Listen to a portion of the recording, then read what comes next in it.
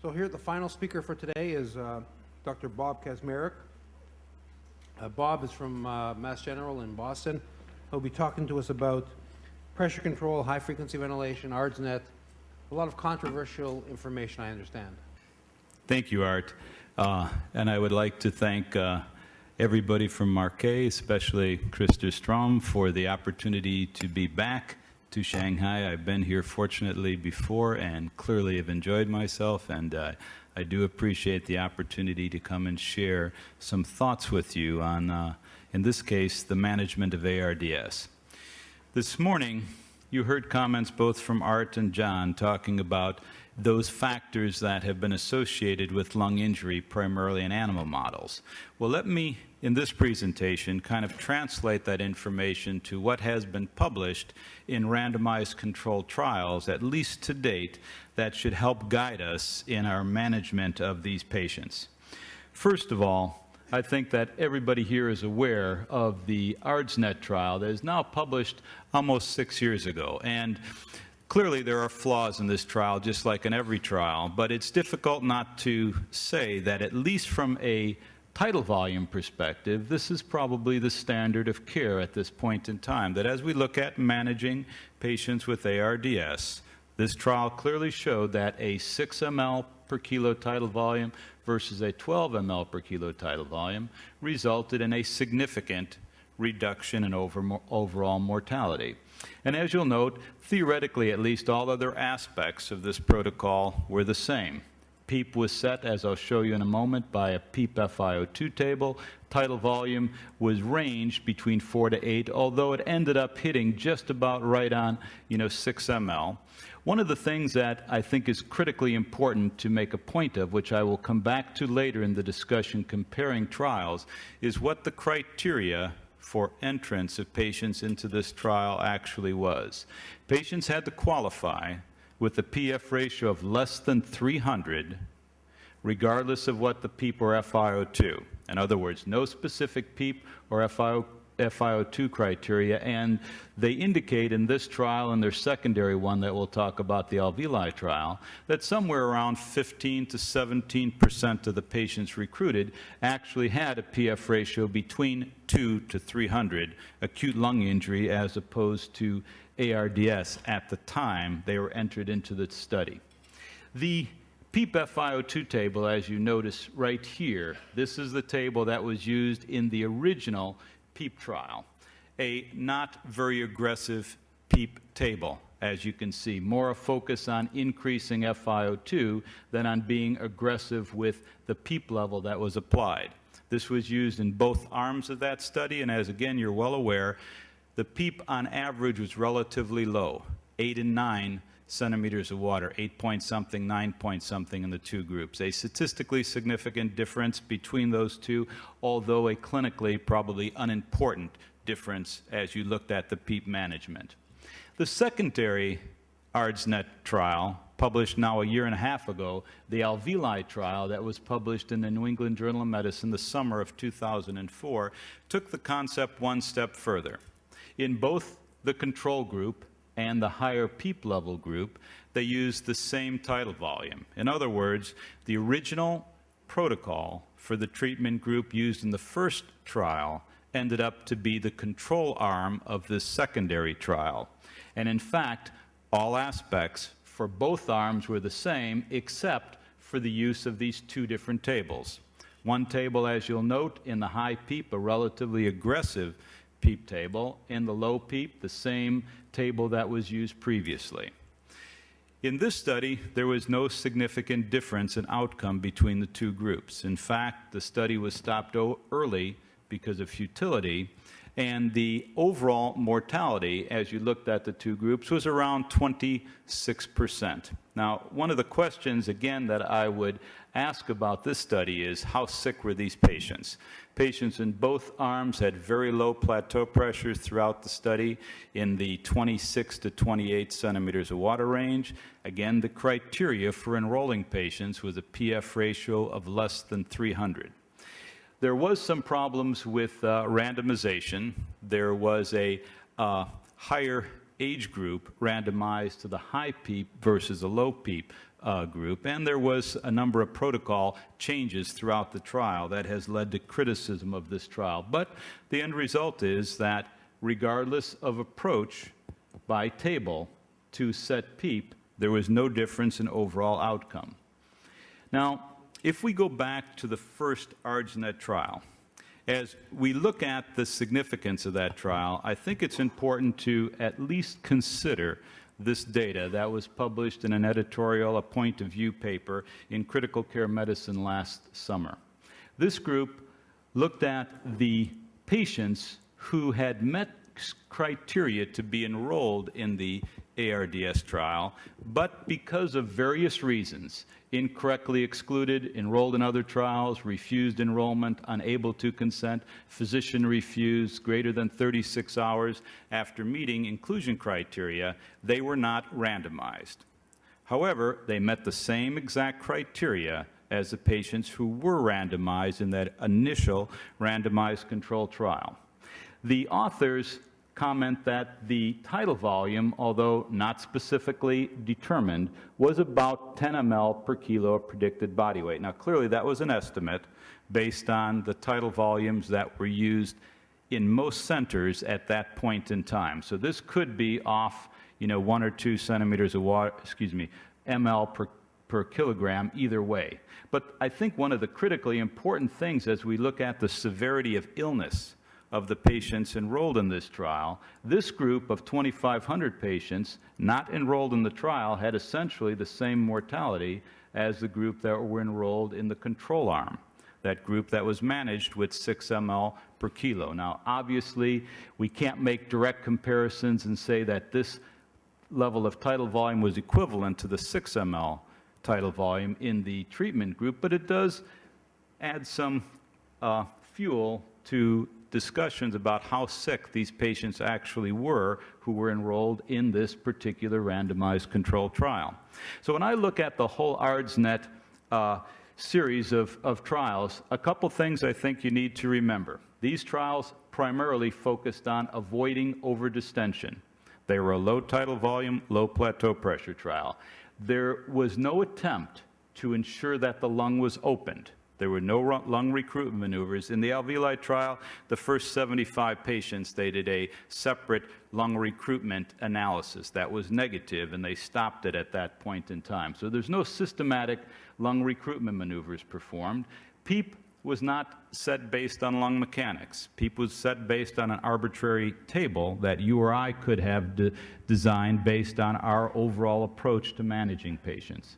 And as I've already indicated, I have a question about the severity of lung injury of those patients enrolled in that particular trial. Now, next, let me make a couple comments about high-frequency oscillation.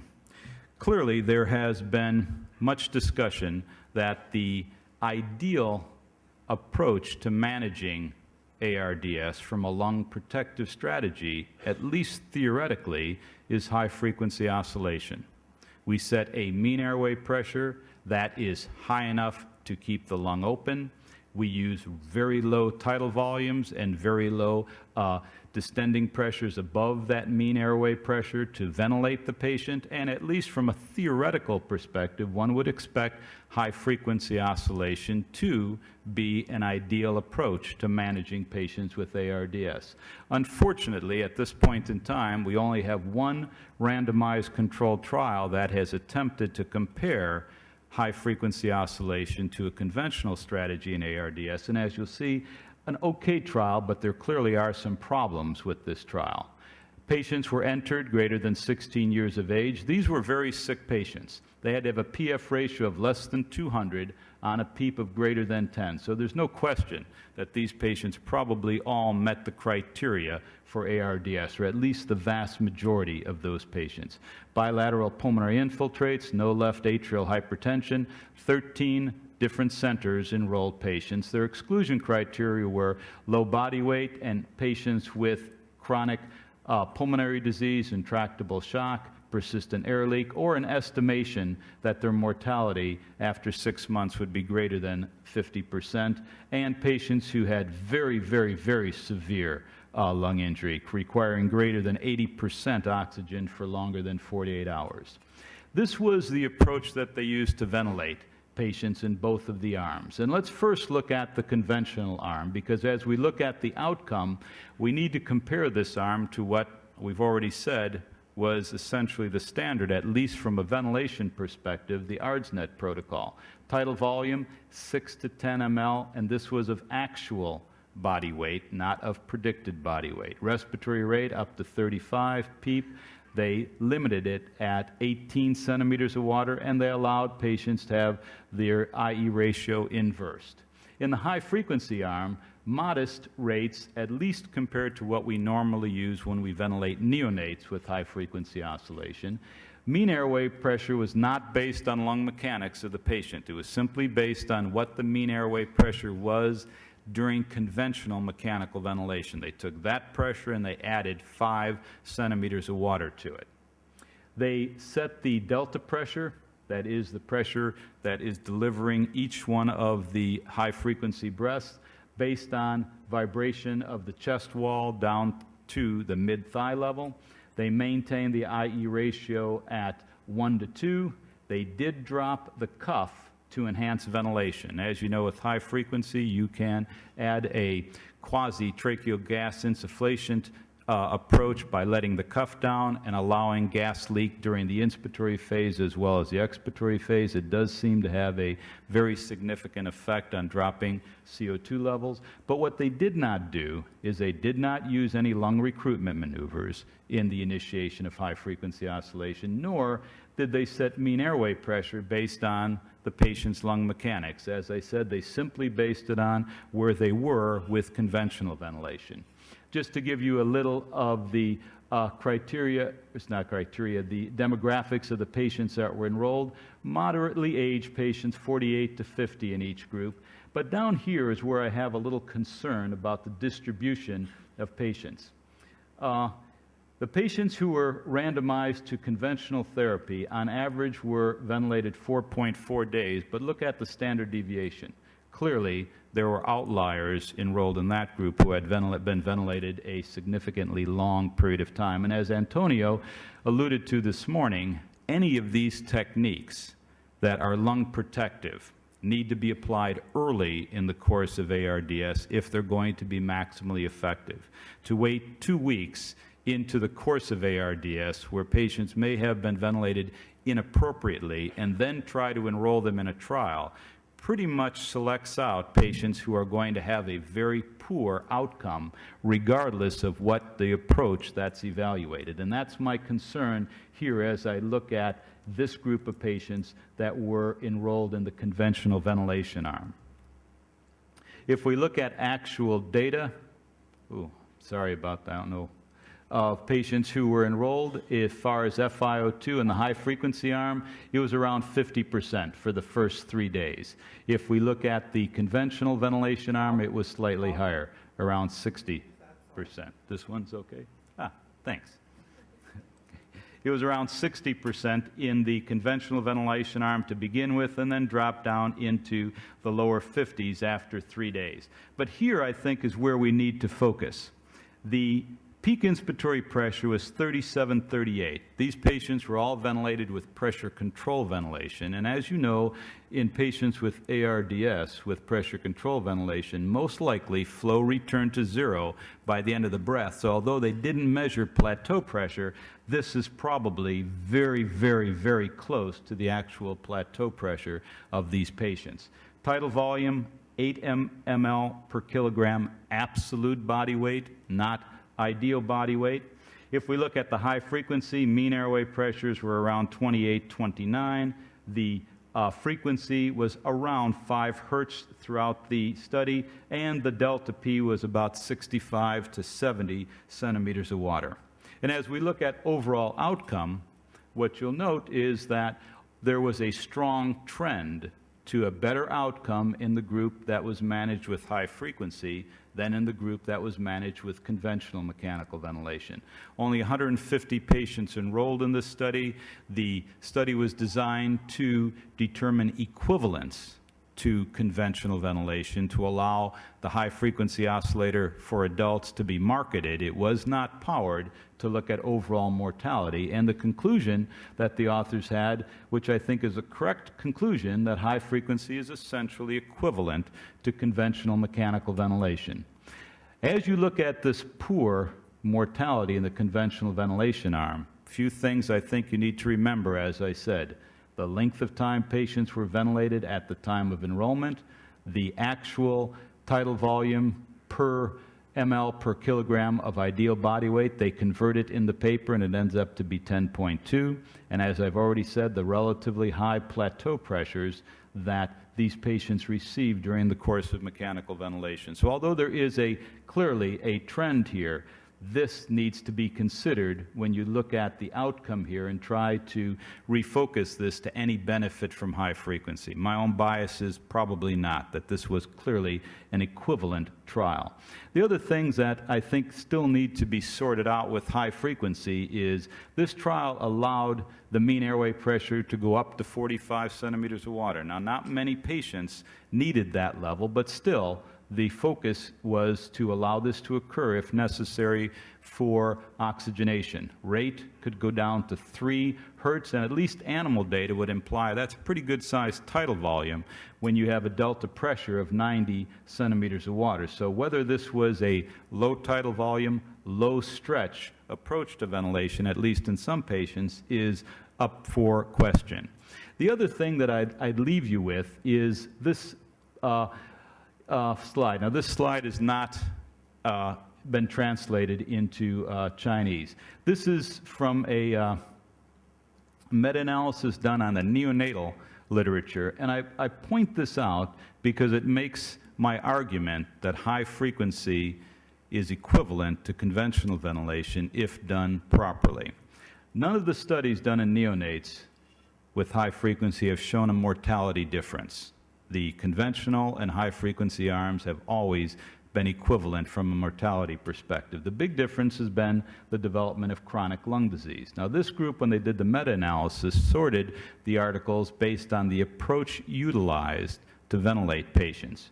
These 4, which show benefit to high-frequency ventilation for chronic lung disease, all ventilated the patients with a high lung volume strategy with high frequency. But the conventional ventilation arm did not use a lung protective strategy. So in all those where conventional ventilation was done poorly, high frequency benefited.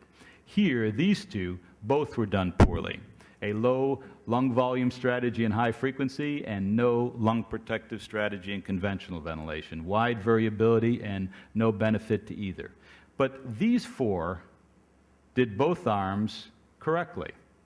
The high-frequency arm used a high lung ventilation strategy, and the conventional arm used a lung protective strategy. And again, no difference in the level of chronic lung disease in any of these 4 trials, which you'd expect the equivalency between the 2 approaches when they are done with appropriate attention to the physiology of the patient that's actually being mechanically ventilated. So I would leave high frequency, at least where we are today, as equivalent to conventional ventilation, although, as I will conclude, additional studies are clearly needed. Now, open lung approach to ventilation focuses things a little bit differently than what the ARDSnet focused on. If we go back to Dr. Lockman's original paper back in the early 90s, he said we need to open the lung up. That is, use lung recruitment maneuvers to open the lung as much as possible, base our PEEP on mechanics of the patients, of course use low tidal volumes, I'd add low plateau pressures, and use permissive hypercapnia if necessary to avoid excessive plateau pressures and large tidal volumes. And the study published to date that is closest to the definition of a lung protective strategy, an open lung strategy, is Marcello Amato, although he'd argue today that this is not what he would define as an open lung strategy based on what we know. And as you know, this was published in '98, comparing 6 ml to 12 ml, similar to what the ARDSnet did. The big difference here was, in the treatment arm, he did PV curves and based PEEP level on P-flex. He set the PEEP at P-flex plus 2 centimeters of water after recruiting the lung with what today I would say is a relatively modest lung recruitment maneuver, 40 centimeters of water CPAP used for up to 40 seconds. It only took 53 patients to end up with statistically significant difference in overall mortality. Now, obviously, this is a high mortality, and clearly there has been criticism about the level of mortality here in the control group. And if this was down in the 50s, which we would expect as the overall mortality for ARDS, probably there wouldn't be this mortality difference. But as you look at the data, these patients presented with 3 organ systems in addition to the lung failing at the time of enrollment. If we look at the PF ratio, it was 126. They did not have a PEEP and FiO2 criteria, but these patients were all near 70% oxygen at the time of enrollment, and the PEEP was about 7 or 8 at the time they were enrolled into the trial. So clearly questions about this trial, but pointing to the fact that maybe the utilization of a strategy to open the lung and to set PEEP based on lung mechanics is a useful strategy to add to a low tidal volume. Supporting that data is a study that Art referred to this morning, Marco Ranieri's study, where he looked at inflammatory mediator response. They enrolled ARDS patients by definition, PF less than 200. Their ventilation strategy in the control arm was a high tidal volume, relatively low PEEP strategy. In the treatment arm, just like Amato, they did a pressure volume curve. They set PEEP at P-flex plus 2 centimeters of water and maintained a relatively low tidal volume. And as Art has nicely explained, there was attenuation of pulmonary and systemic inflammatory mediator response in the group that was managed with a lung protective strategy. But if you look at the mortality, it didn't show a significant difference because of the low numbers. There was only 30-some patients enrolled in this particular trial. But look at the trend of that mortality. Clearly, the trend here is for a benefit to the lung protective approach with PEEP set based on overall lung mechanics.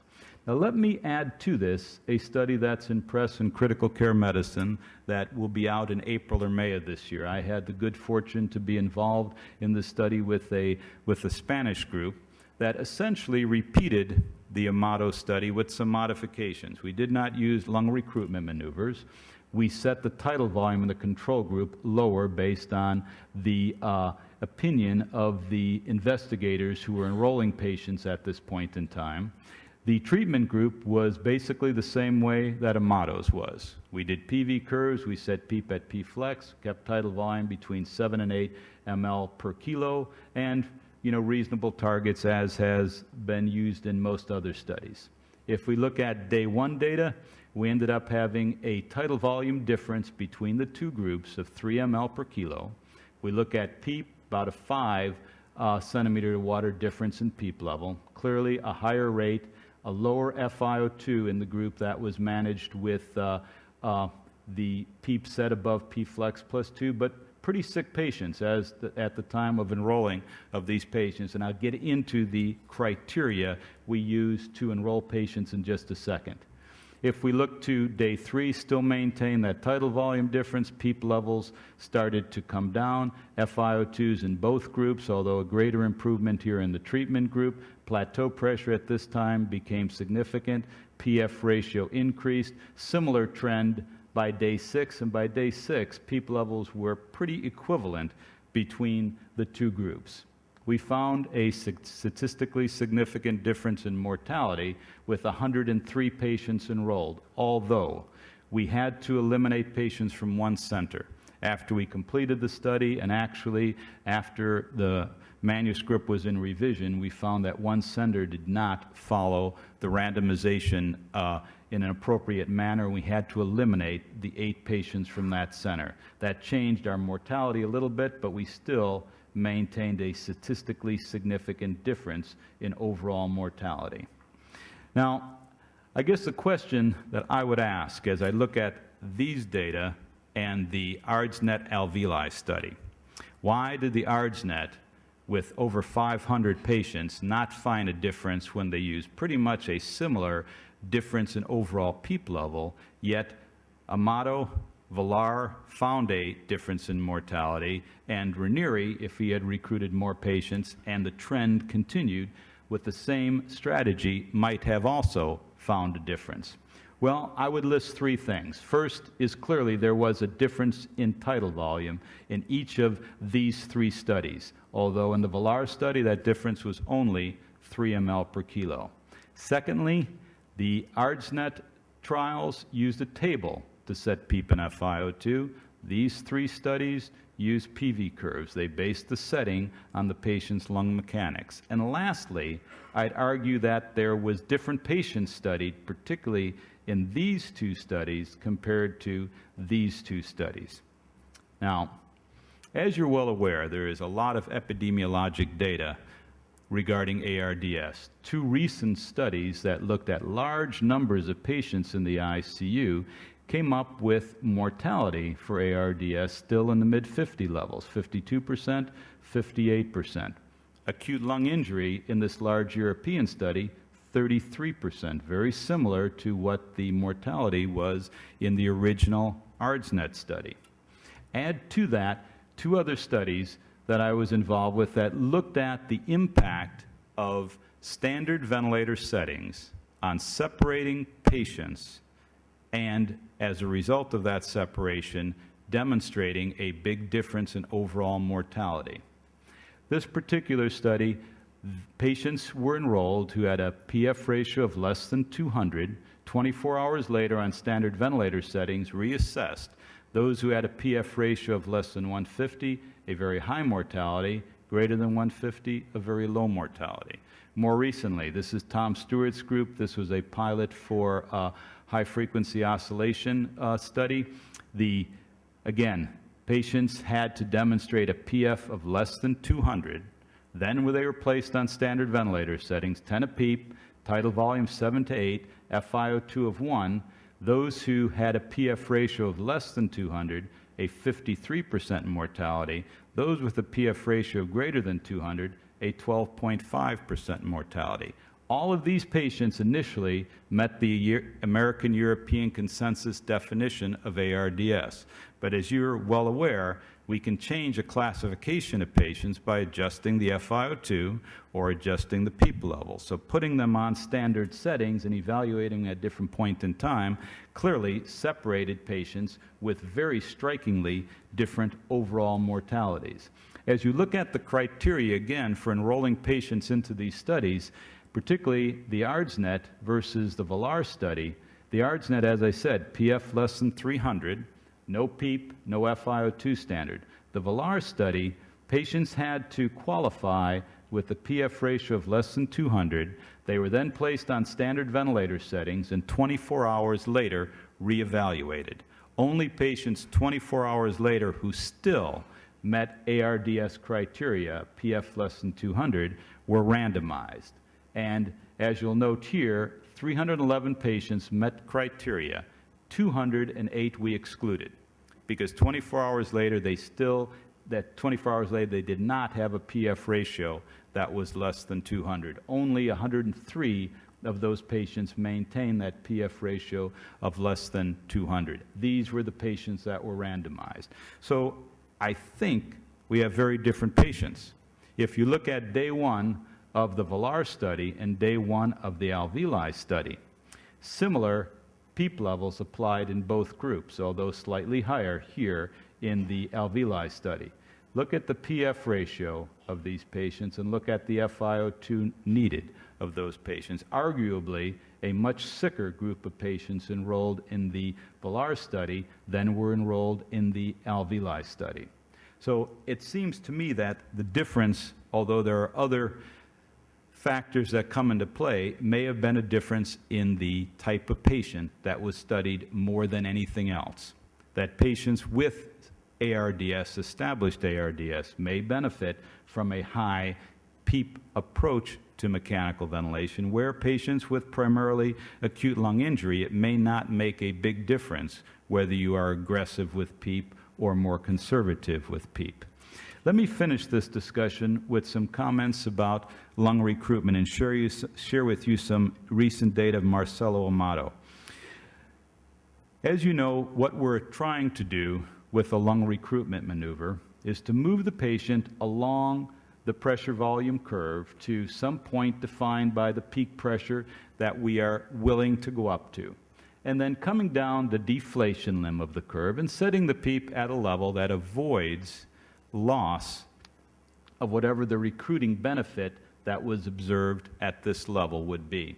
Now, I think most would agree that probably the best way to determine that PEEP level is how Keith Hickling described in using a decremental PEEP trial.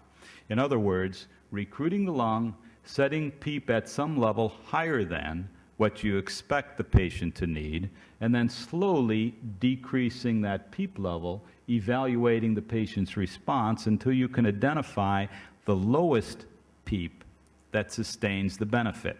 Now, still controversy over what is the right variable to assess that PEEP. Is it FiO2? Is it PCO2? Is it the patient's compliance? Is it the combination of PO2 and PCO2? All of them can be utilized to identify the correct PEEP level. The one that seems to be the simplest, the quickest, and easiest to do at the bedside is to look at compliance. That is, to drop the PEEP level until the compliance maximizes. The highest compliance during that decremental PEEP trial would define the PEEP that would keep that lung maximally open. Now, I want to show you this data of Marcello Amato, and that has been submitted for publication. It's not accepted as of yet. There's a lot of controversy as you look at the data on whether or not the lung can be recruited with lung recruitment maneuvers and whether or not you can sustain the benefit of that lung recruitment. This was a fairly aggressive recruitment strategy, as you'll note here. Baseline data, they did a 40 centimeters of water CPAP for 40 seconds just to see its impact, then put patients on a PEEP defined by the pressure volume curve and kept the plateau pressure below 35, and then went on to ventilate the patients with a PEEP of 25, a peak airway pressure of 40 for 4 minutes, and then 2 minutes at a higher peak airway pressure, back to 25 and 40, 2 minutes at a higher, back to 25, et cetera, up to a maximum recruiting pressure of 60 centimeters of water. Now, they stopped at any one of these points if the PO2 plus the PCO2 equaled 400 or greater. They defined a successful lung recruitment maneuver as a combination of PO2 plus PCO2 being 400. Throughout this procedure, the patients were maintained on 100% oxygen. And let me just show you a CTs from a particular patient. I should mention that 11 of the patients that were studied in the CT scanner, and 15 were studied in the ICU. So they have CT scans documenting change in lung volume on 11 patients. Here, prior to the recruitment maneuver with low level of PEEP, as you see a significant amount of collapsed area and collapsed mass. After the 40 centimeters of water recruitment maneuver with PEEP set based on P-flex plus 2, improvement, but note here, 55 centimeters of water was the pressure needed to open that lung. That is, as he defined it, PO2 plus PCO2 of 400. The decremental PEEP trial identified 23 as the ideal level, and 30 minutes later, as you'll note, still that lung volume recruited that existed at this level. Slight decrease, but not a significant change in that overall lung volume. Here, a representation of the percentage of patients studied that were maximally recruited at the different pressures.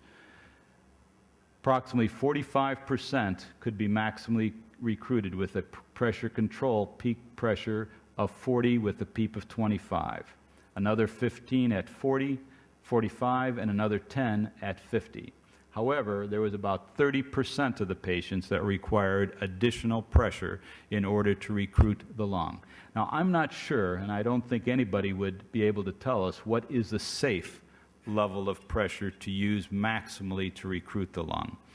We've had very good experience going up to 50 centimeters of water. I'm a little leery of recommending higher than 50 centimeters of water at this time, but they did not report any barotrauma during this series of patients. They did report some hemodynamic compromise. It was a lengthy recruitment strategy. They report some significant hypercarbia during this recruitment, but no barotrauma, even going up to 60.